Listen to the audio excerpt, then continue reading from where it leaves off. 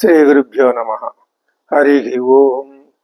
దంతంచలేన ధరణీతలమున్నమయ్య పాతాళకేళిషు ధృతాది వరాహలీలం ఉల్లాఘనోత్ఫణ ఫణాధర గీయమాన క్రీడావదానం ఇభరాజముఖం నమామ. అమరీ కబరీ భార భ్రమరీ ముఖరీకృతం దూరీకరోతు దురితం గౌరీ చరణ పంకజం. ఇందీవరదళశ్యామం ఇందిరానందకందళం వందారుజన మందారం వందేహం యదునందనం. వాగర్ధావివ సంపృక్తౌ వాగర్ధ ప్రతిపత్తయే జగతః పితరౌ వందే పార్వతీ పరమేశ్వరౌ.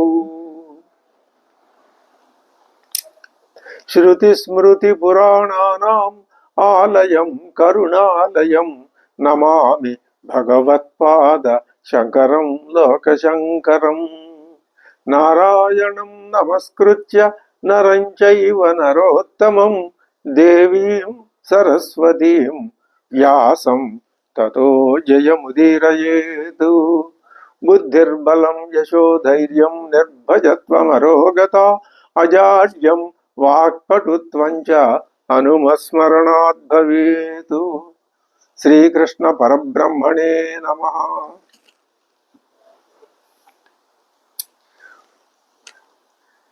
అవతారిక పూర్తయిన తర్వాత శ్రీమద్భాగవతం ప్రారంభమవుతున్నది. నైమిషే అనిమిషే క్షేత్రే మునయః శౌనకాదయః సత్రం స్వర్గాయ లోకాయ సహస్రం సహస్ర సమావసతా. నైమిషే అనిమిష క్షేత్రే మునయః శౌనకాదయః.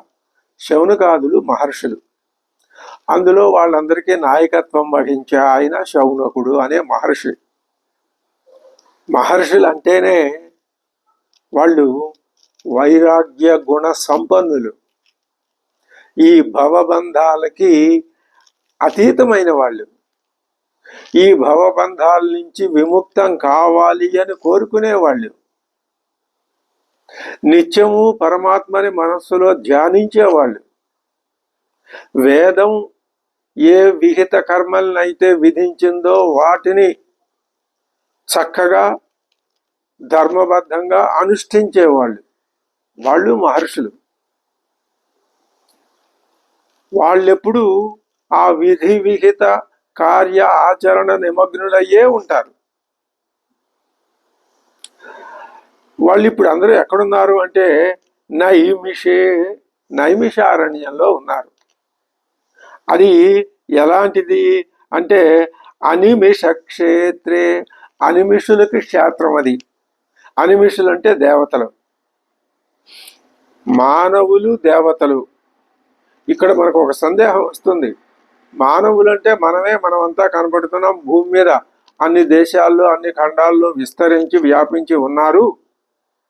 కానీ మీరు పురాణాల్లో చెప్పే దేవతలు పైనుండేవాళ్ళు స్వర్గలోకం అని ఆ దేవతలు కానీ, రాక్షసుల్ని సంహరించడానికి భగవంతుడు అవతరించాడు అని చెప్తూ రాక్షసులని గురించి చెప్పారు. ఆ రాక్షసులు కానీ భూమి మీద ఎక్కడా కనపడటం లేదు కదా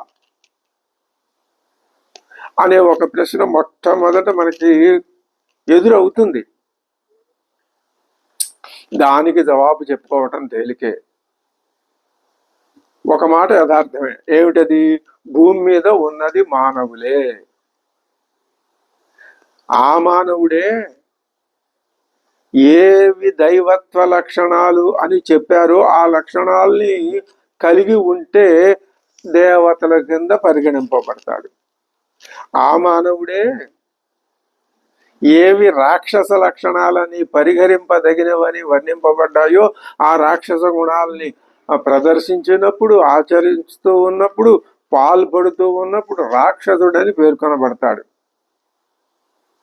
ఆ మానవుడే తాను ఏ విషయాన్నైతే నమ్మి దేన్ని ఉపాసించి అందులో సిద్ధి పొందుతాడో అటువంటి వాళ్ళు సిద్ధులని పిలువబడతారు. ఎవరైతే సంగీతాన్ని బాగా చక్కగా పాడతారో వాళ్ళు గంధర్వులని పిలువబడతారు. ఇలాగా ఆయా లక్షణాలను బట్టి మనం భావించుకోవాలి. అప్పుడు అలా భావించుకున్నట్లయితే మనకి ఇందాక వచ్చినటువంటి సందేహాలు ఏవి మన ఏమాత్రం బాధించవు. ఇదే సమన్వయ దృష్టి. మానవ సంఘానికి గ్రామాల్లోనూ జనపదాల్లోనూ పట్టణాల్లోనూ ఉన్నట్లయితే ఆ ఉన్న వాళ్ళకి తప్పనిసరిగా దృష్టి, నిత్య జీవిత వ్యవహారం, ఇతరులతో వ్యవహరించడం, జీవిక కోసం సంపాదించటం, మరి మనస్సు అది చెప్పినట్టు వినటం, లక్షణాలు, వాసనలు ఇవన్నీ వెంటాడుతూనే ఉంటాయి. ఆ పరిసరాల ప్రభావం అలాంటిది. వాటి నుంచి తప్పించుకోవాలి అంటే అవి ఎక్కడ మనకి ఇబ్బందికరంగా మనలో మళ్ళీ మళ్ళీ ప్రవేశించకుండా ఉంటాయో అటువంటి ఒకానొక ప్రదేశాన్ని ఎన్నుకొని మీరు అరతిర్జన సంసది అన్నాడు శ్రీకృష్ణ భగవానుడు. జన సంసదిలో అంటే ఎక్కువగా విపరీతంగా జనాల మధ్యలో తిరుగుతూ ఉంటే భగవంతుడి మీద దృష్టి నిలవదు. కాబట్టి అలా దృష్టి నిలవాలి అంటే జన సమూహానికి కొంచెం దూరంగా ఉండాలి. అదే అరణ్యాల్లో కుదురుతుంది. అదే అందుకనే అది నైమిష అరణ్యం అయింది, పైగా అది అనిమిష క్షేత్రం అయింది. దేవతలు అంటే మనం మరొక భావాన్ని కూడా చెప్పుకోవచ్చు. ఐతరేయోపనిషత్తు ఏం చెప్పిందంటే ఈ పరమాత్మ మొట్టమొదట ఒక అండాన్ని సృష్టించాడు, దాంట్లో నుంచి ఒక మానవ ఆకారాన్ని తీశాడు, పంచభూతాలని సృష్టించాడు, మీరు వెళ్ళి ఆకారంలో ప్రవేశించండి అన్నాడు. ఈ విధంగా ఉపనిషత్తు చెప్పుకుంటూ వచ్చి ఆ ఇంద్రియాలకి ముందు దేవతల్ని సృష్టించింది, సృష్టించాడు పరమాత్మ. దేవతలంటే ఇప్పుడు మనకి కళ్ళు ఉన్నాయి, ఈ కళ్ళకి చూచే శక్తి ఉంది. కన్నేమో ఇది బయటికి కనిపించే బాహ్య స్వరూపం, ఈ కనుగుడ్డు, కనురెప్ప, పాపలు ఇదంతా. కానీ దీనిలో ఉండి దీనికి చూచే శక్తి అది దాని దేవత. ఒక్కొక్కసారి ఒక్కొక్క సందర్భంలో ఒక్కొక్క వ్యక్తికి కన్ను యథాతథంగా ఉండొచ్చు, కానీ చూచే శక్తి ఉండకపోవచ్చు దురదృష్టం వల్ల. అంటే అక్కడ దేవత పని చేయటం లేదు అని. ఇప్పుడు ఇక్కడ ఇందులో 3 విషయాలు ఉంటాయి. ఈ పంచేంద్రియాలు అన్నింటికీ కూడా ఉదాహరణకి మనం కన్నుకు చెప్పుకుంటున్నాం. కన్ను ఉంది, ఈ కనుగురుడు, ఇది మాంసం, రక్తం, నరాలు ఇవన్నీ ఉన్నాయి. వైద్యులకు ఇవన్నీ తెలుసును. దీంట్లో ఉండేటటువంటి అధిదేవత ఉంది. ఈ పంచేంద్రియాలు, పంచకర్మేంద్రియాలు, జ్ఞానేంద్రియాలు వీటన్నింటినీ నియమించేటటువంటి ఒకానొక శక్తి. అది ఎలాంటిది అంటే మనం నిరంతరం చెప్పుకునే ఉదాహరణ, అన్ని ఆభరణాలకి మూలమైనటువంటిది బంగారం వలె. ఏది అది మొట్టమొదటి శ్లోకంలో అదే చెప్పాడు ఆయన వ్యాస భగవానుడు. అద్భుతమైన విషయం, జన్మాద్యస్య యతః, దీనంతటికి జన్మ, స్థితి, లయము దేని నుంచి వస్తున్నాయో అది లేదే ఇది లేదు అని చెప్పాడుగా. ప్రతిదీ మనం అలా భావించుకోవాలి కూడా. అది పరమాత్మ. అంటే ఇక్కడ 3, ఈ కనిపించే భౌతిక కన్ను, దాని యొక్క అధిదైవత, వీటన్నింటినీ వెనక ఉండి నడిపించేటటువంటి ఆ శక్తి, సచ్చిత్ స్వరూపమైన శక్తి. ఇది దేవతాక్షేత్రము అన్నాడు నైమిషారణ్యాన్ని. ఎందుకని దేవతాక్షేత్రము అంటే ఇక్కడ మానవుల్లో 3 రకాల భావాలు ఉన్నాయి. దేవతా భావాలు, మానవ భావాలు, రాక్షస భావాలు, ఇంకా అనేక ఉన్నాయి. వీటిలో ఏది బాగా ప్రాచుర్యానికి వచ్చి ప్రవర్తిస్తూ ఉంటే అది ఆ పేరు వస్తుంది. ఇప్పుడు రాక్షస భావాన్ని, తదితర భావాలన్నింటినీ నెమ్మది నెమ్మదిగా పక్కకు పెట్టి ఆ దేవతాభావం ఏ లక్షణాలను అయితే చెప్తుందో వాటినే నిరంతరం భావన చేసుకుంటూ ఆ ఆలోచనల్లో ఉంటే అదే దేవతల దేవత దేవతా శక్తిగా దేవత అని అనిపించుకుంటారు, దేవతలు అని అనిపించుకుంటారు. కాబట్టి ఇక్కడ ఉన్న వాళ్ళందరిలోనూ కూడా ఆ దేవతా శక్తి ప్రతీయమానంగా బాగా ఎక్కువగా ఉన్నది. కాబట్టి సామాన్య మానవ లక్షణాలు, ఈ వాసనలు ఇవన్నీ లేవు. కాబట్టి అది దేవతా క్షేత్రం అయింది. ఉన్నది అక్కడ ఉన్నది మానవులే. మానవులు అనేది జనరల్ గా పిలిచే ఒక పేరు, లక్షణాన్ని బట్టి ఆ ప్రదర్శన. నైమిషే అనిమిష క్షేత్రే మునయ శౌనకాదయ, శౌనకాది మహర్షులు, శౌనక ఆది, ఇంకా ఆయనతో పాటు సమకాలికులు, ఆయన మిత్రులు, బంధువులు అందరూ చాలా మంది ఉన్నారు. వాళ్ళు ఆ రకమైన మనస్తత్వం గల వాళ్ళంతా. వాళ్ళలో అధినాయకుడు శౌనకుడు. ఏదైనా వాళ్ళ మంచి చెట్లు ఈయనే చూస్తుంటాడేమో అని అనుకోవాలి. ఎందుకంటే వాళ్ళందరి తరఫున ప్రాతినిధ్యం వహించి ఆయనే అడుగుతాడు ఇప్పుడు. కాబట్టి శౌనకాది మహామునులు ఉన్నారు. వాళ్ళు ఏం చేస్తున్నారు అంటే వేద నిర్దిష్టమైనటువంటి యజ్ఞయాగాదులు నిరంతరం చేస్తూ ఉంటారు వాళ్ళు. అందుకనే అక్కడ ఆ అరణ్యంలో, ఊళ్ళల్లో కానీ నగరాల్లో కానీ సాధ్యం కాదు కాబట్టి అరణ్యాన్ని ఎంచుకున్నారు వాళ్ళు. అక్కడ ఉండి ఏం చేస్తారట, విష్ణువుని పొందగోరి వైకుంఠలోకానికి వెళ్ళాలి అని అనుకుని వాళ్ళు ఏం చేస్తున్నారు, 1000 సంవత్సరాలు, అంటే అక్కడ 1000 సంవత్సరాలు మనిషి బతుకుతాడా? 1000 సంవత్సరాలు అనేది ప్రత్యేక 1000 రోజులు, దీర్ఘకాలం అనుకోవచ్చు, తప్పేం లేదు. మన సొంత వ్యాఖ్యానం చెప్పుకొని మనం భాగవతాన్ని ఏమి అలా చెడగొట్టడం కాదు, తప్పులేదు. అటువంటి కొనసాగే ఒక యాగం, దాని పేరు సత్రయాగం. సత్రం స్వర్గాయ లోకాయ, స్వర్గలోక నివాస ప్రాప్తి కోసం సత్రాన్ని సహస్ర సమం 1000 సంవత్సరాలు నిర్వహించబడే యజ్ఞాన్ని ఆసత వాళ్ళు ప్రారంభించారు. అక్కడికి వెళ్ళి చక్కగా అన్ని రకాల సామాగ్రి సమకూర్చుకొని వాళ్ళు అక్కడ దేవతా మూర్తులై, వాళ్లే దేవతా స్వభావం కలవాలై ప్రార్థించారు. ఆ యజ్ఞం ప్రారంభిస్తున్నారు. దాదాపుగా అన్ని పురాణాలు ఇలాగే ప్రారంభమవుతాయి. అది ఒక లక్షణం. మహర్షులు చాలా మంది కలిసి ఆ దీర్ఘ సత్రయాగాన్ని నిర్వహిస్తున్నారు. వాళ్ళంతా ఏం చేస్తారు అంటే రోజులో అధిక భాగం హోమాలు జరుగుతూనే ఉంటాయి. మధ్య మధ్యలో కొంచెం విరామం ఉంటుంది. ఆ విరామంలో వాళ్ళు ఏం చేస్తారు, అందులో జ్ఞానవంతులు కొంచెం నాయకత్వం వహించి, లేదా కొంచెం వాళ్ళని మిగతా వాళ్ళందరినీ కూర్చోబెట్టి ఆ ఉత్సాహం ఉన్న వాళ్ళు కొన్ని విషయాలు చెప్తూ ఉంటారు. అదే ప్రవచనం. అక్కడి నుంచే ప్రారంభమైంది ప్రవచనం అన్నది. ప్రవచనాలు చెప్తూ ఉంటారు. ఆ ప్రవచనాలు ఏం చేస్తారు అంటే ఆ మహర్షుల యొక్క బుద్ధిలో అవి ఆ విధంగా నిలిచిపోతాయి. నిలిచిపోయి మనకి పురాణాల రూపంలో వస్తున్నాయి. పురాణాలు అలా వచ్చినాయిట చెప్తున్నారు పెద్దలు. కాబట్టి సత్రయాగాలు జరిగే ప్రసిద్ధమైనటువంటి పుణ్యక్షేత్రం ఏది అంటే నైమిషారణ్యము.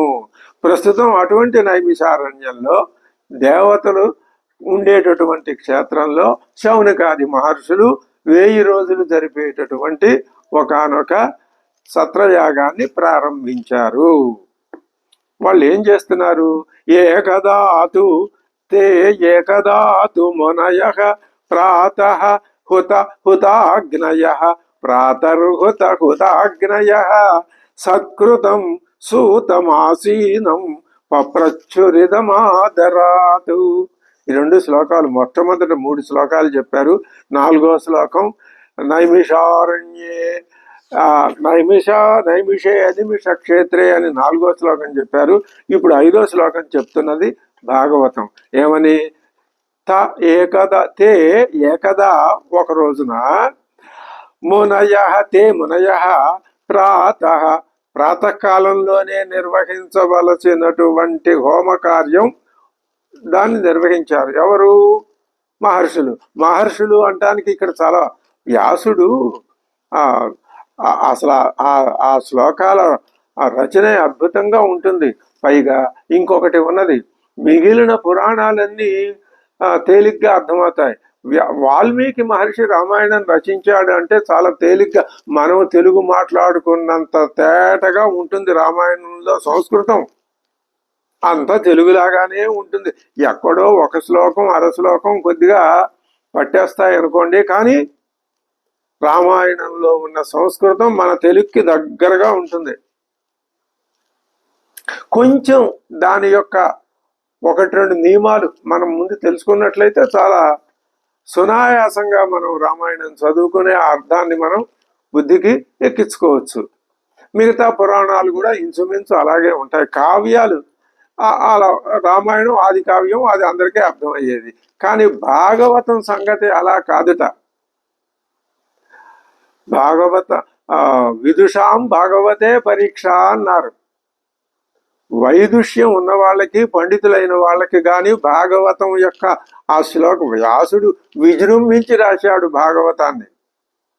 అది ఎంత గట్టిగా ఆ శ్లోకాలు నిబంధించాడంటే వాటిని పదచ్ఛేదం చేసి అన్వయం చేసి దండాన్వయం చేసి ప్రతిపదార్థం చెప్పుకోవడం ఒక్కొక్కసారి చాలా కష్టం. మహాపండితులు వ్యాఖ్యలు రాసి అక్కడ పెట్టకపోతే, మరి గోవిందరాజీ వ్యాఖ్య, మహేశ్వర సూరి, తర్వాత ఇంకా అలాంటి పెద్దలు అందరూ ఆధునిక కాలంలో కూడా పెద్దలు ప్రతిపదార్థంతో సహా మనకి రాసి అనుగ్రహించి ప్రసాదించారు. కాబట్టి అలాంటి గ్రంథాలు లేకపోతే మనలాంటి సామాన్యులకి అసలు ఆ శ్లోకాలని అర్థం చెప్పుకోవటమే సాధ్యం కాదన్నమాట. అటువంటి ఆ రచన వ్యాస భగవానుడిది. ఈయన తమాషాగా చెప్తున్నాడు, ఏమని? ప్రాతర్హుత హుతాగ్నయ. ఇదేమిటండి హుత హుత అని 2 సార్లు వచ్చింది ఒకే మాట. అందులో అది శబ్దాలంకారం. అలంకారం శబ్దాలంకారం, అర్థాలంకారం. ఆలోచన కొద్దీ తోచేది అర్థాలంకారం. కేవలం మాటలతో వచ్చిన మాట మళ్ళీ రావటం, వచ్చిన అక్షరం మళ్ళీ రావటం, ఇది శబ్దాలంకారం అంటారు. హుత హుతాగ్ని, హుత హుత అని 2 సార్లు వచ్చింది. అందులో హుతాగ్ని. ఇప్పుడు ఆహితాగ్ని అనే ఒక మాట ఉంది అనుకోండి. ఆహితాగ్ని అంటే అర్థం ఏమిటి? అది బహువ్రీహి సమాసం అంటారు. అంటే ఆహితములైన అగ్నులు కలవాడు. అది కలవాడు, ఒక వ్యక్తిని గురించి చెప్తోంది ఆహితాగ్ని అనే మాట. అలాగే హుతాగ్ని మహర్షి అని అర్థం. హుతాగ్నులు అంటే ఎవరు? మహర్షులు. బహువ్రీహి సమాసం. ఎవరా మహర్షులు? శౌనకాది మహర్షులు. ఈ హుతాగ్నులు ఒకరోజు ఉదయం హుతమైన హోమం చేసిన వాళ్ళై, హుతమైనటువంటి కార్యక్రమం హోమం చేసిన వాళ్ళై, హోమం చేయబడిన మహర్షులు, హోమం చేసిన మహర్షులు ఇలా చెప్తాం. హోమం చేసిన హుతాగ్నయ మహర్షులు, హుతమైన అగ్ని కలిగినటువంటి హుతాగ్నులు. అంటే దీని అర్థం ఏం లేదు, శబ్దాల యొక్క గారడీనే తప్ప. ఆ రోజు కూడా మామూలుగా లేచారు, ఉదయం చేయవలసిన అగ్నికార్యాలు చేశారు మహర్షులు, అదే దాని అర్థం. హుతాగ్నయ సత్కృతం సూతం ఆసీనం. అక్కడికి ఆయన ఒకనాడు సూత మహర్షి వచ్చాడు. ఆయన వచ్చి అక్కడ కూర్చున్నాడు. ఆసీనం సూతం, వాళ్ళు సత్కృతం, ఆయన సత్కరించారు, పూజ ఆయనకి మర్యాదలు చేశారు. తర్వాత ఆయన సగౌరవంగా పాదాభివందనం చేసి, ఆయన మహానుభావుడు, ఆయన గొప్పతనం మనకు తెలుస్తుంది, ఇప్పుడు చెప్తాడు. సూత మహర్షి ఆయనకి నమస్కారాలు చేసి చుట్టూ చక్కగా భక్తి శ్రద్ధలతో కూర్చుని చెప్తున్నారు, అడుగుతున్నారు. ఏమని అడుగుతున్నారు? దీన్నే పోతనామాచ్యుడు పుణ్యంబై మునివల్లభగణ్యంబై కుసుమ ఫల కాయోద్ధిత సాద్గుణ్యమై నైమిషాక్షారణ్యంబు నుతింపదగు అరణ్యంబులలోనన్ అని చక్కగా చెప్పాడు. చెప్పి తర్వాత ఆ నైమిషారణ్యాన్ని వర్ణించింది భాగవతం. ఆ వాళ్ళు ఏం చేశారు అంటే సౌనకాది మహర్షులు ఆ సూత మహర్షితో అంటున్నారు. ఇప్పుడు ఏమని అంటున్నారు వాళ్ళు అంటే,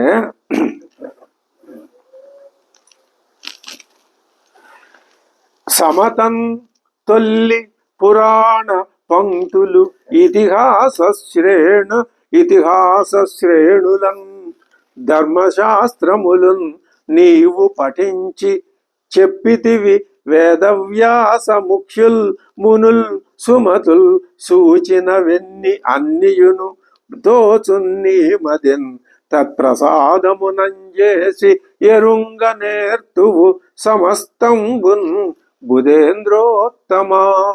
ఓ బుధేంద్రోత్తమా, వేదవ్యాసుడేమి అలాంటి మహర్షులందరూ ఏమేమి చెప్పారో అవన్నీ నువ్వు విన్నవాడివి, నువ్వు అధ్యయనం చేసిన వాడివి, అవన్నీ నీకు ఎప్పుడు నీ మనస్సులో ఉంటాయి. గురువులు ప్రియ శిష్యులకు పరమ రహస్యములు తెలియ పలుకుదురు. ఇది గురు శిష్య సంబంధం. అరణ్యాల్లో ఉండేది గురు శిష్య సంబంధమే. అది పట్టణాల్లో ఎక్కడో గాని మనకి కనపడదు. పట్టణాలు నిత్య వ్యవహారంలో ఈ జీవన విధాన కార్యక్రమంలో మునిగిపోయి ఉంటాయి. అది వాటి స్వభావం. అది అక్కర్లేని వాళ్ళు అరణ్యాలకు వెళ్తారని చెప్పుకున్నాం కదా. అరణ్యాల్లో ఉండే ధర్మం గురు శిష్య ధర్మం. గురువులు ప్రియ శిష్యులకు పరమ రహస్యములు తెలియ పలుకుదురు. అచల స్థిర కళ్యాణం వెయ్యది పురుషులకును నిశ్చయించి బోధింపు తగన్. లోకంలో గురువులకి మంచి గౌరవం ఉందయ్యా. ఏమిటా గౌరవం అంటే, తమ మీద భక్తి కలిగినటువంటి ప్రియమైన శిష్యులు ఎదురుకుండా కూర్చుని అడిగినట్లయితే వాళ్ళు అడిగిన ప్రశ్నలకి జవాబులు చెప్తారు, వాళ్ళకి కలిగినటువంటి అనుమానాల్ని పోగొడతారు. ఇది గురువు యొక్క గొప్పదనం భారతదేశంలో. మన్నాడవు చిరకాలము కన్నాడవు పెకులైన గ్రంథార్థంబుల్ విన్నాడవు వినదగినవి ఉన్నాడవు పెద్దలొద్ద ఉత్తమ గోష్ఠిన్. నువ్వు కూడా చాలా కాలం నుంచి పెద్దల వద్ద శుశ్రూష చేశావు, అనేక విషయాలు విన్నావు. విని ఏం చేశావయ్యా అంటే వాటిని నీ శిష్యులకు నువ్వు బోధిస్తున్నావు. ఇప్పుడు మాకు ఒక అనుమానం వచ్చిందయ్యా. ప్రాయేణ అల్పాయుష సర్వే కళావస్మిన్ యుగే జనాః. అస్మిన్ కలౌ యుగే, ఈ కలియుగంలో జనాః ప్రజలు ప్రాయేణ అల్పాయుష, ఆయువు తక్కువ, వాళ్ళు ఎక్కువ కాలం జీవించరు వీళ్ళు. ఇది స్వయంకృతాపరాధం, ఎవ్వరూ చేసింది కాదు. ఏ భగవంతుడు నీకు ఇది ఇస్తున్నా అని చెప్పడు. మరి ఎలా వీళ్ళకి జరుగుతున్నాయి ఈ మంచి చెడ్డ, సుఖం దుఃఖం, కష్టం సుఖం, రోగం అరోగం, ఇవన్నీ ఎలా సంప్రాప్తిస్తున్నాయి అంటే మనం చేసుకున్న దాన్ని బట్టే మనకు ఆ విధమైన ఇవి కలుగుతాయి. అంతకు తప్ప వేరేగా దీనికి ఇలా జరిగే అవకాశం లేదు. ఏమంటున్నాడు? ప్రాయేణ అల్పాయుష సర్వే కళావస్మిన్ యుగే కలౌ అస్మిన్ యుగే జనాః మందాః సుమందమతయః మందభాగ్యాః ఉపద్రుతాః. ఇదయ్యా మానవుల యొక్క పరిస్థితి కలియుగంలో. అది మనలాంటి వాళ్ళ పరిస్థితి. మనలాంటి వాళ్ళ మీద శౌనకాది మహర్షులకే ఎంత కరుణ కలిగిందో అది మన కోసం వాళ్ళు మహర్షులకి స్వార్థం ఏమీ ఉండదు, లేదు కూడా. అందుకనే స్వార్థం లేదు కాబట్టే వాళ్ళు మహర్షులు. వాళ్ళ తాపత్రయం వల్ల దేనికి ఈ సామాన్య మానవులందరూ కూడా తాము ఏ స్థితికి చేరుకున్నారో ఆ స్థితికి చేరాలి వీళ్ళు కూడా. అప్పుడు వీళ్ళు మనము కలిసి ఇంకా ఉన్నత స్థితికి చేరాలి. ఇదే ఆ భగవంతుడి జన్మాద్యస్య యతోన్వయాత్, ఆ ఒక్క ప్రారంభ వాక్యం మనకి మొత్తం భాగవతం అంతా అనుస్యూతంగా వస్తూనే ఉంటుంది. ఏం చెప్పాడు భగవంతుడు? సృష్టించేసి అక్కడ కూర్చోబెట్టి ప్రజలందరినీ ఆ వేదం ఇచ్చి చదువుకోండి, దీని ప్రకారం మీరు ఆచరణలో పెట్టండి అని చెప్పాడని అనుకున్నాం కదా. ఖచ్చితంగా అదే పరమాత్మ ఆలోచన. ఏమిటి? ఈ తన నుంచి ఇప్పుడు సూర్యకిరణాలు ఏమవుతాయండి, సూర్యుడితో పాటు వచ్చేస్తాయి, మళ్ళీ ఎక్కడికి పోతాయి? ఆ సూర్యుడిలోకే పోతాయి. ఆయన ఏం చేశాడు పరమాత్మ? సూర్యుడిని చంద్రుడిని, వాయుపుత్రయ ఉపనిషత్తు చెప్పింది మనకి, సూర్యుడిని చంద్రుడిని తయారు చేసి కూర్చోబెట్టాడు అక్కడ. ఈ చంద్రుడు మనస్సు, ఈయనేమో ప్రాణం. సూర్యుడు ప్రాణం, ఈ చంద్రుడు మనస్సు. ప్రాణము మనస్సే, ఇదే శరీరం. జీవుడు అంటే ప్రాణము మనస్సే, ఈ రెండింటి కలయిక వల్ల ఏర్పడ్డాడు జీవుడు. ఈ రెండు పోతే ఈ సంగతి తెలుసుకుంటే జీవత్వం పోతుంది. అప్పుడు ఏది మిగలాలో అది మిగులుతుంది. ఏది మిగలాలి అంటే ఎక్కడి నుంచి వచ్చామో ఆ భావన మిగులుతుంది. ఇప్పుడు ఈ సూర్యుడు చంద్రుడు, అదే సూర్యుని కిరణాలు సూర్యుడి నుంచి వచ్చి మళ్ళీ సూర్యుడిలోకే ఉపసంహరించుకోబడినట్లుగా ఇప్పుడు ఇక్కడ ఏం చేస్తున్నారు అంటే ఈ సృష్టి అంతా ఆయనలోనే ఉన్నది, ఆయన నుంచి బయటికి రాలేదు. బయటకు వస్తే అది బతకలేదు అలా అనుకోవటం పొరపాటు. బయటికి రాదు ఎప్పుడు. అసలు బయట అనేది ఎక్కడుంది? అంతా ఆయనే ఉంటే. కాబట్టి సృష్టి ఆయనలోనే ఉంది, ఆయనలోనే పెరుగుతుందో ఆయనలోనే పోతుంది. అంటే కిరణాలు సూర్యుడిలోనే ఉన్నాయి, సూర్యుడిలో నుంచే వచ్చాయి, సూర్యుడిలోనే ఉంటాయి, సూర్యుడిలోకే వెళ్ళిపోతాయి. కాబట్టి ఆ కిరణాలకి గమ్యస్థలం ఏదో ఈ ప్రాణికోటికి అంతటికి, చిన్న దోమ దగ్గర నుంచి పెద్ద ఏనుగు దాకా వీటిల్లో ఉండేటటువంటి ఆ జీవాంశ ఏదైతే ఉందో దానికి గమ్యం ఏది అంటే ఆ పరమాత్మే. మళ్ళీ తనలోకి తీసుకోవాలి. ఆయన నిరంతరం తీసుకుంటూనే ఉన్నాడు. కొన్ని వెళ్ళటం లేదు, మళ్ళీ ఇక్కడెక్కడే తిరుగుతున్నాయి కొన్ని. అందుకనే ఇక్కడ ఉత్పత్తి, స్థితి, మరణం ఇవి సంభవిస్తూనే ఉన్నాయి. సరే, అది అలా ఉంచుదాం. ఆయన ఏమంటున్నాడు ఇప్పుడు వీళ్ళు అంటే, ఇది ప్రాయేణ అల్పాయుష సర్వే కలౌ అస్మిన్ మా యుగే జనా. ఈ యుగంలో ప్రజలందరూ అల్పాయుష్కులు, స్వయంకృత అపరాధం అని చెప్పుకున్నాం.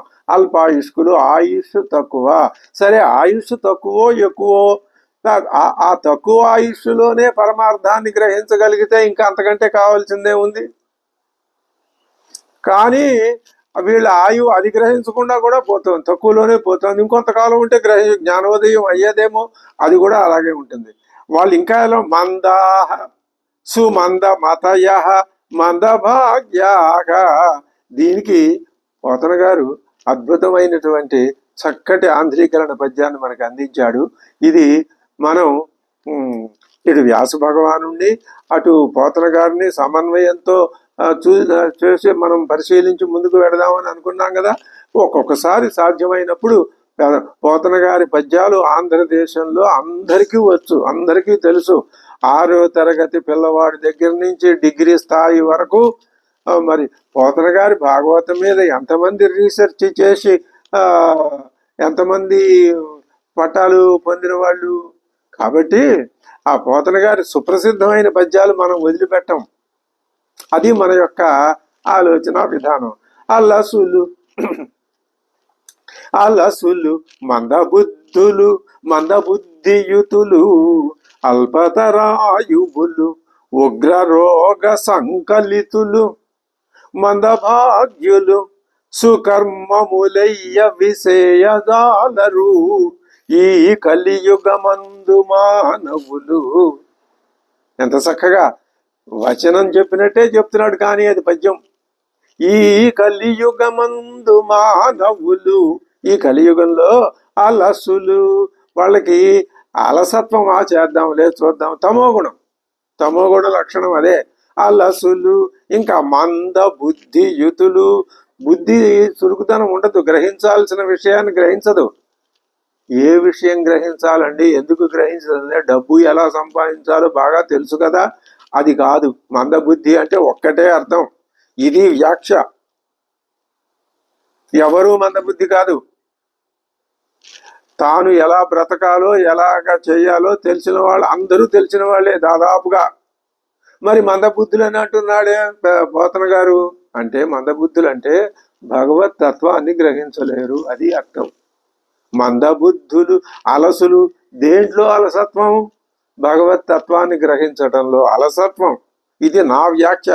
అలసులు, మందబుద్ధులు, అల్పతరాయువులు, ఉగ్ర రోగ సంకలితులు.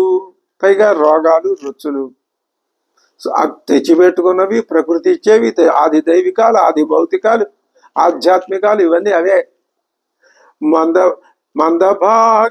మందభాగ్యులు, దురదృష్టవంతులు, సుకర్మములయ్యవి చేయజాలరు. ఇందులో ఒక చిన్న విశేషం ఉంది. సుకర్మలు చేయలేరు అంటే శుభప్రదములైన కర్మలు చేయలేరు. అసలు కర్మలు చేయలేరా? చేస్తారు. దుష్కర్మలు చేస్తారు, అకర్మలు చేస్తారు, నీచకర్మలు చేస్తారు. అది దాని లక్షణం. సుకర్మలు చేయవి చేయజాలరి కలియుగమందు మానవులు గావున. ఇప్పుడు ఏం చేయాలి అంటారు? ఈ శౌనకాది మహామునుల యొక్క భావం ఏమిటి అంటారు అంటే, వీళ్ళకి ఏదో ఒక ఉపదేశం చేసి, వీళ్ళకి 4 మంచి మాటలు చెప్పి, వీళ్ళని దృష్టిని కూడా మంచి వైపుకి మరల్చి, వీళ్ళు కూడా ఆ పరమాత్మ తత్వాన్ని గ్రహించే విధానంగా ఆయన ఒక దారి నిర్దేశించాడు. ఇంట్లో నుంచి బయటికి వెళ్ళటం, మళ్ళీ ఇంట్లోకి రావటం, ఇదే దారి పరమాత్మ నిర్ణయించింది. ఏ ఇంట్లో నుంచి మనం బయటకు వచ్చామని అనుకుంటున్నామో మళ్ళీ ఆ ఇంట్లోకే వెళ్ళాలి. ఇంకో ఇంట్లోకి ఎందుకు వెళ్తాం? వెళ్ళాలి. అది పరమాత్మ నిర్దేశం. దాన్ని తెలియజెప్పడానికి వీళ్ళకి ఎవరికి చెప్పాలి అంటే, వీళ్ళకి ఎవరు చెప్తారు? నీలాంటి పెద్దలు చెప్పాలయ్యా. నీలాంటి పెద్దలకి నువ్వు ఎలా గ్రహించావు? వ్యాసుడి వల్ల గ్రహించావు కదా, అది మాకు చెప్పు. ఇది వేదం పరమాత్మని తెలుసుకోవటానికి నిర్దేశించిన విధానం. ఇదే తప్ప మరొకటి లేదు. మరొక విధానం పనికి రాదు. అందుకే పురాణాలు వచ్చినాయి. కలియుగమందు మానవులు కావున ఎయ్యది సర్వ సౌఖ్యమై అలవడు. ఏది, ఏ మార్గం సర్వ సౌఖ్యాలు కల్పించేది అయి మానవులకి అలవాటు అవుతుంది? ఏమిటనబడమున ఆత్మకు శాంతి. ముందు ఆత్మకు శాంతి కావాలి. ఈ కల్లోలం, ఈ వ్యగ్రత, ఈ వ్యాకులత్వం, చిరాకు, ధన సంపాదనేచ్ఛ, తర్వాత అసంతృప్తి, అశాంతి, ఇదంతా చాలా. అసలు ఈ శరీరంలో ఆలోచన వచ్చిన దగ్గర నుంచి ఈ స్థితి భరించలేము. ప్రశాంతంగా ఉండాలి. ఏ మనస్సు అయితే ప్రశాంతంగా ఉంటుందో ఆ మనస్సులో భగవంతుడిని గురించినటువంటి ఆలోచన ప్రారంభం అవుతుంది. లేకపోతే కాదు అని ఆ శౌనకాది మహామునులు అడిగారు. ఎవరిని? అల్లసుళ్ళు. ఇది చక్కటి పద్యాన్ని, అద్భుతమైన పద్యాన్ని అందించాడు. మరి అందరూ మనం పోతన గారు అంటే మొట్టమొదటి పద్యం ఇదే మనకు గుర్తొచ్చే పద్యం. తర్వాత రత్నాలు లాంటి పద్యాలు పోతన గారు అందించిన పద్యాలు. అవన్నీ మనం చదువుకోబోతున్నాం, వినబోతున్నాం, తరించబోతున్నాం. ఈ తలుచుకుంటేనే ఎంతో ఆనందాన్ని కలిగించే విషయం అన్నమాట. అలసులు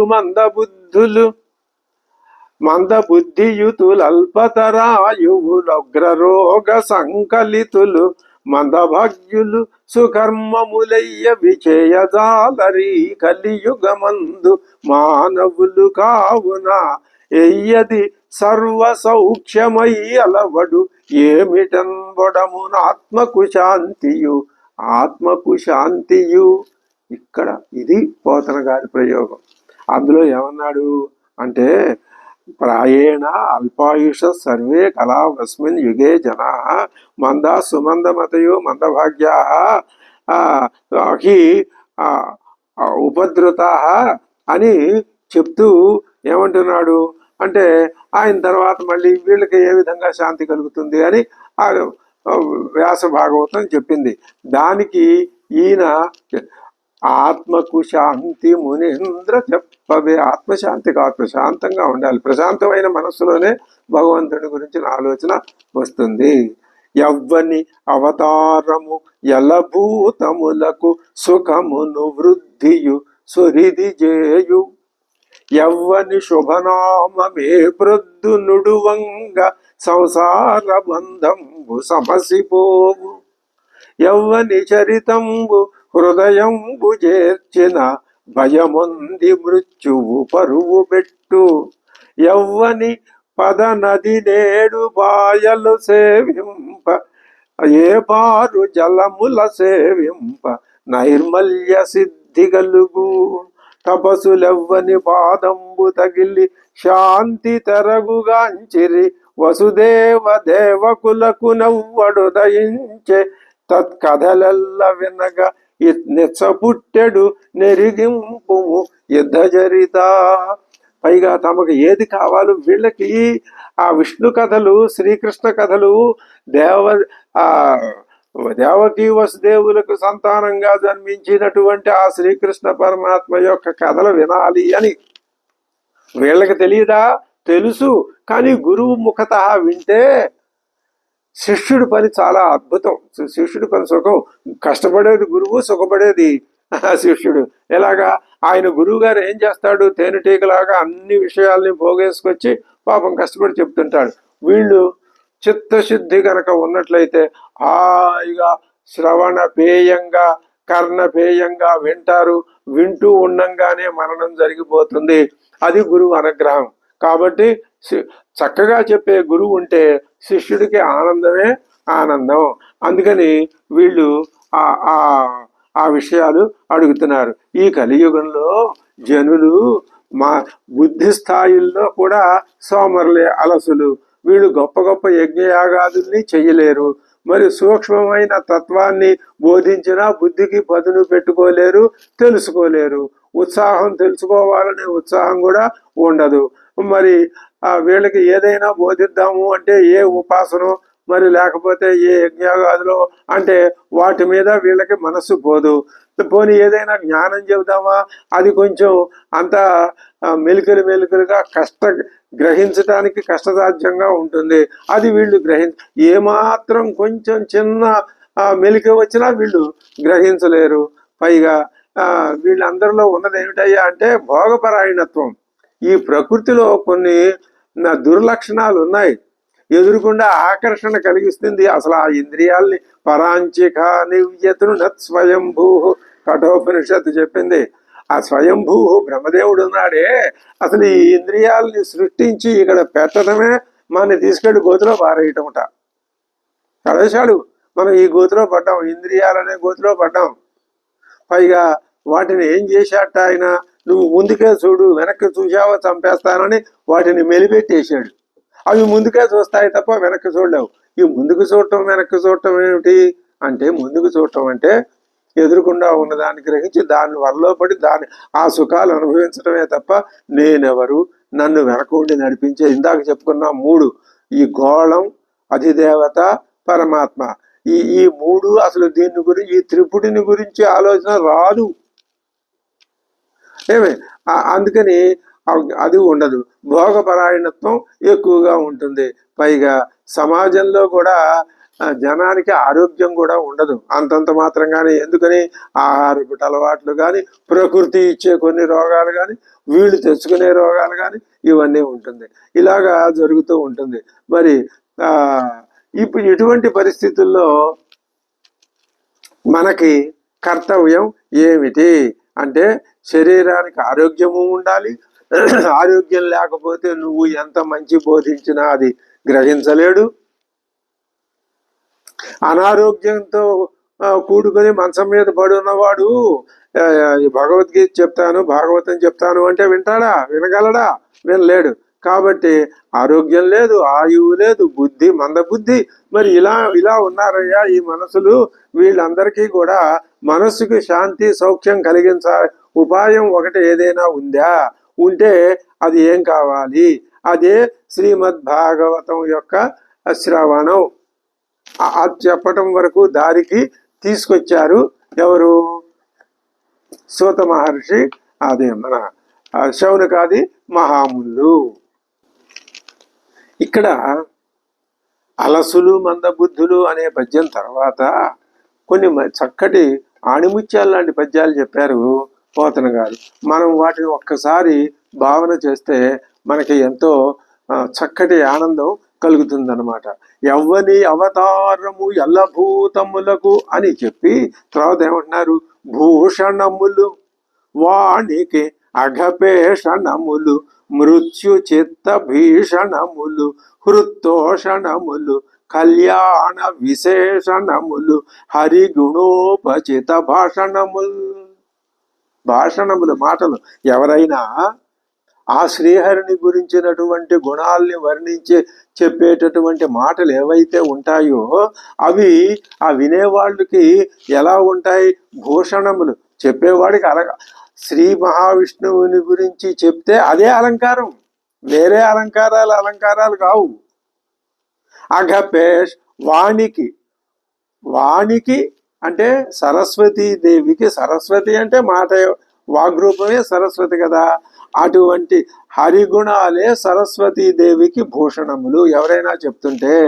అలాగే అఘపేషణములు పాపాలని పోగొడతాయి. ఆ పాపాల వల్ల ఫలితం ఎలా ఉంటుందో పైన అలసులు మందబుద్ధులు అనే పద్యంలో చెప్పారుగా వాళ్ళు. శౌనకుడు చెప్తున్నాడు ఈ మాటలన్నీ ఆయనతో. ఇదంతా సృష్టిలో మనోగతమైన విషయం అన్నమాట. మృత్యు చిత్త భీషణములు. హరిగుణాలు ఎవరైతే వింటారో వాళ్ళకి మృత్యువుని గురించినటువంటి భయం ఉండదు. ఇక్కడ ఒక పెద్ద ప్రశ్న వస్తుంది. బాగుంది, హరిగుణాలు వినే వాళ్ళకి మృత్యువు ఉండదా? ఇది అలా అడగకూడదు ఆ ప్రశ్న. అందరికీ మృత్యు ఉంటుంది. జన్మాద్యస్య అన్న దాంట్లోనే కనపడుతోంది. అసలు చాలా అద్భుతమైనటువంటి శ్లోకం, మొదటి శ్లోకం. జన్మాద్యస్య, జన్మ స్థితి లయ. ఆది అంటే రెండు, మిగతా రెండు జన్మ స్థితి లయం. అది లేదే అసలు ఈ పంచభూతాలకే అది ఉంది. పంచభూతాలే ఆయనలో నుంచి వచ్చినప్పుడు మళ్ళీ ఆయనలోకి పోవాల్సిందే. పంచభూతాలు బయటకు వచ్చి ఇలా కనపడుతున్నాయి ప్రాణికోటి రూపంలో. ఇదంతా మళ్ళీ వెనక్కి వెళ్ళేటప్పుడు రివర్స్ లో వెనక్కి వెళ్ళిపోయి మొత్తం అంతా అందులోకి వెళ్ళిపోతుంది. కాబట్టి ఇప్పుడు ఇక్కడ అలా ఆయనలోకి వెళ్ళి లయం అవటమే మృత్యు అంటే. కానీ శరీరం పనిచేయకుండా పతనం అయిపోతుంది కాబట్టి మనం మృత్యువు అనేది ఒకటి ఉన్నదని మనం భయపడుతూ ఉంటాం. మృత్యువు లేదనే విషయాన్ని బోధించటమే వేదాంతం యొక్క తత్వం, సారం. కాబట్టి ఇప్పుడు హరిగుణాలు వింటూ వింటూ వింటూ వింటూ జన్మంతా అలా వింటూ ఉంటే ఇంకా మృత్యు ఒకటిదా, వినటమే మిగిలిపోతుంది. శరీరం పోతే పోతుంది, దానికే ఉంది. అది చెప్తున్నారు. ఏమి తర్వాత మృత్యు చిత్త భీషణములు హృత్తోషణములు. ఎప్పుడైతే మృత్యు భయం తొలగిపోయిందో హృదయానికి తోషణములు, సంతోషాన్ని కలిగిస్తాయి. కళ్యాణ విశేషణములు హరిగుణోపచిత భాషణములు. అద్భుతమైన పద్యాలు చెప్పాడు. కలిదోష నివారకమై అలఘు యశుల్ పొగడు నట్టి హరికథనము. హరికథనము కలిదోష. ఈ కళావస్మిన్ అని చెప్పాడు. కలియుగంలో దోషాలు చెప్పాడుగా ముందు. ఆ దోషాలు పోవాలంటే దానికి మందేమిటి? హరి యొక్క గుణ గణ వర్ణనమే తప్ప వేరొక దివ్య ఔషధం లేదు. అదే చెప్తున్నారు.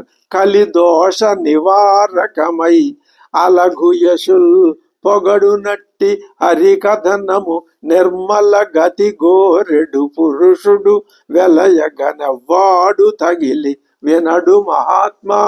అలాంటి హరికథలు చెప్పేటటువంటి అద్భుతమైన శక్తియుక్తులు కలిగిన పాండిత్య ప్రకర్ష కలిగిన మహానుభావులు చెప్తూ ఉంటే ఎవరు వినరండి? ఇప్పుడు మేమంతా వినటానికి సిద్ధంగా ఉన్నాం. ఎవరు చెప్పాలి మాకు? నువ్వే చెప్పాలి. నువ్వంటే ఎవరు? సూత మహర్షి. ఆయన వస్తాడు, తర్వాత మాట్లాడతాడు. వీళ్ళు అడుగుతున్నారు ముందు. చక్కగా ఆ రోజు లేచారు, కార్యక్రమాలను నిర్వహించారు, హోమాగ్నులు నిర్వహించారు, అగ్ని కార్యాలు పూర్తి చేసి కూర్చున్నారు, విశ్రాంతి. తర్వాత మళ్ళీ ఆ కార్యక్రమాల్లోకి వెళ్తారు. వాళ్ళు పెద్ద ఉపాసనాపరులు వాళ్ళు. కానీ ఆ ఉపాసన దేంట్లోకి దారి తీస్తుందో ఇక్కడ మనం గ్రహించాలి.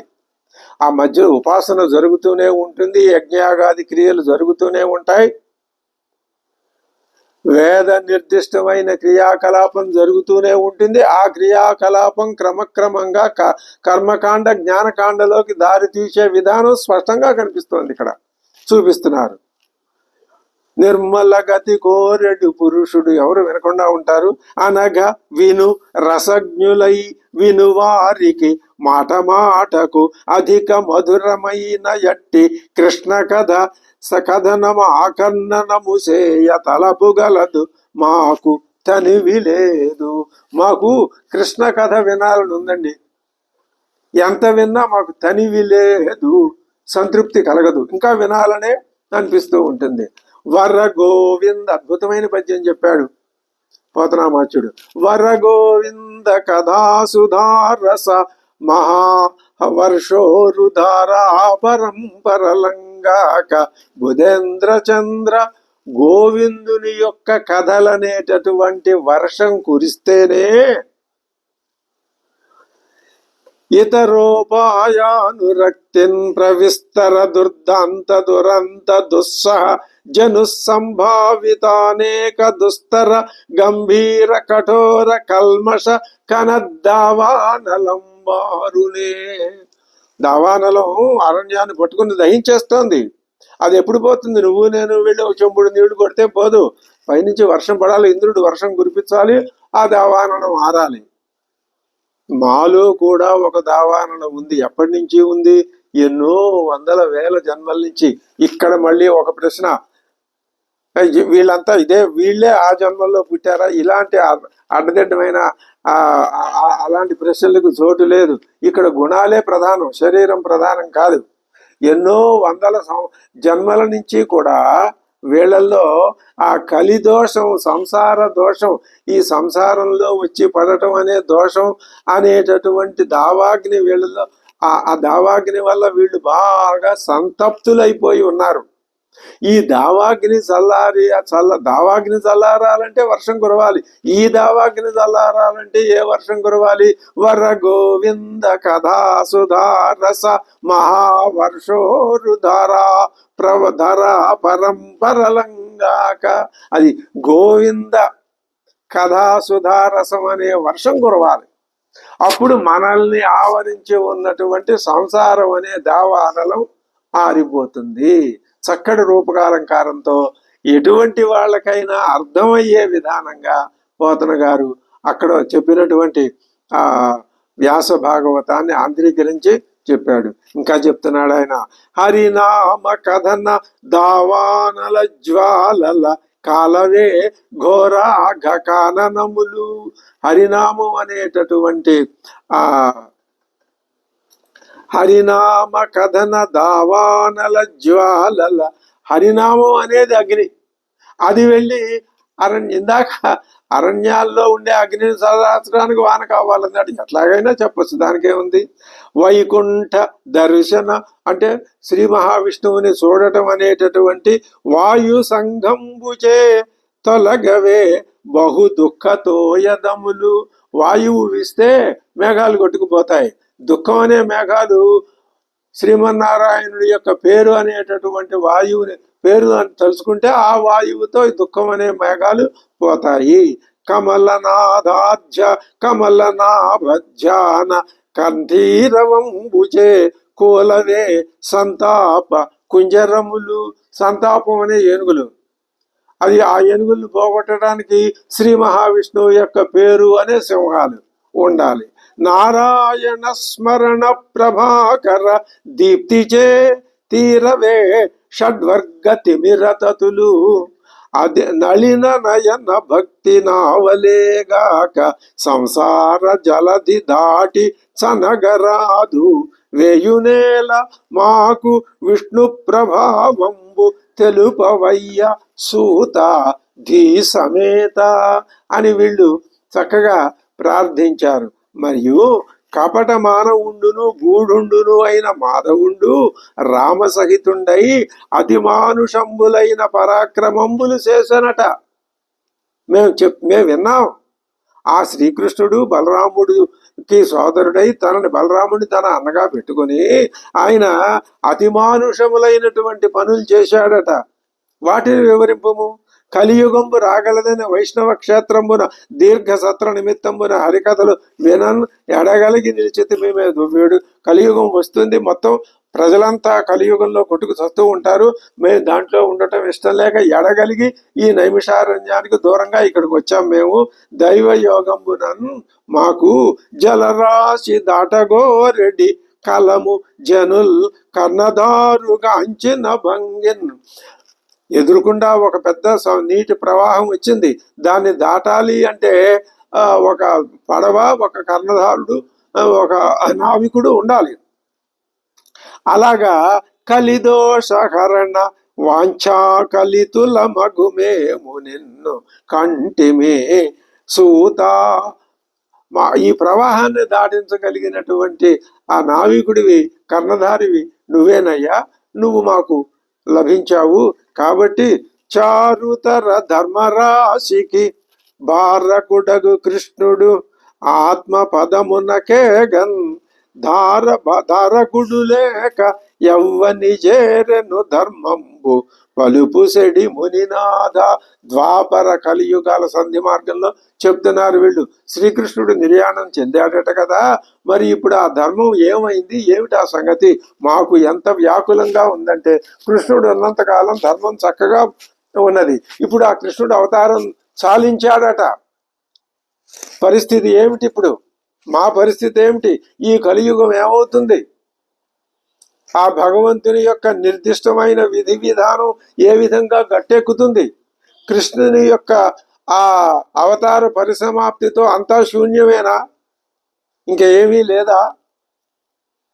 ఇప్పుడు జరగవలసింది కానీ, చేయవలసింది కానీ, మేం తెలుసుకోవలసింది కానీ ఏది లేదా ఉన్నదా అని స్పష్టంగా వీళ్ళు అడిగిన ప్రశ్నల్లో ఏమున్నాయి? కలియుగ ప్రభావం వల్ల మానవుడు ఏ విధంగా పతనమైపోయి సంక్షోభంలో కూరుకుపోయాడో వాణ్ణి ఉద్ధరించటం ఎలాగా అనే ఒక ప్రశ్న ఉన్నది. దానికి వాళ్లే జవాబు చెప్తున్నారు, సౌనకాది మునులే. శ్రీ మహావిష్ణువు యొక్క కథలు వినాలి, వింటేనే ఈ దోషాలు పోతాయి అని మాకు తెలుసు. నువ్వు మాకు వాళ్ళని ఉద్ధరించటానికి, కలియుగమందలి అలసులు మందబుద్ధులైన వాళ్ళని ఉద్ధరించటానికి నువ్వు శ్రీ మహావిష్ణువు యొక్క గుణగణాలని మళ్ళీ చెప్పాలి. అయినా ఇంకొక సందేహం అయ్యా, కృష్ణుని యొక్క నిర్యాణం తర్వాత ఏమైంది పరిస్థితి? ఎలాగా? ఇంక మోక్షం పొందటం అంటూ లేదా? చూడు, ఎక్కడి నుంచి తీసుకొచ్చారో వాళ్ళు అడిగిన ప్రశ్నలో నుంచే దానికి వరుస క్రమంలో ఏదొస్తుంది? పరీక్షిత్తుకి 7 రోజుల్లో మోక్షం రావటం అన్నది అక్కడ మనకి ప్రశ్న రూపంలో రావాలి. అది మనకి భాగవతం చెప్పాలి అంటే ఇక్కడి నుంచి దానికి మూలం ఉన్నది. ఇది భాగవత పరమార్థం.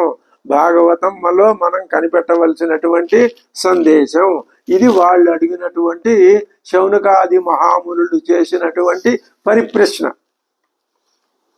దీనికి ఇంకా సూత మహర్షి, ఆయన మహానుభావుడు, ఆయన రోమహర్షణుని కుమారుడు కాబట్టి రౌమహర్షణి, సూతుడు కాబట్టి సౌతి అని ఈయనకి నామాంతరాలు ఉన్నాయి. ఆయనకు తెలియని పురాణం అంటూ లేదు, ఆయనకు తెలియని వేదం అంటూ లేదు. ఆయన సాక్షాత్తు మానవులకి, ఈ కలిదోషంతో కూడిన మానవులకి వాళ్ళకి ఉన్నటువంటి ఆ భవరోగాన్ని పోగొట్టే గొప్ప వైద్యుడు ఆయన. ఆయన ఏం చెప్తాడనే విషయాన్ని మనం తర్వాత ఎపిసోడ్లో తెలుసుకుందాం. స్వస్తి.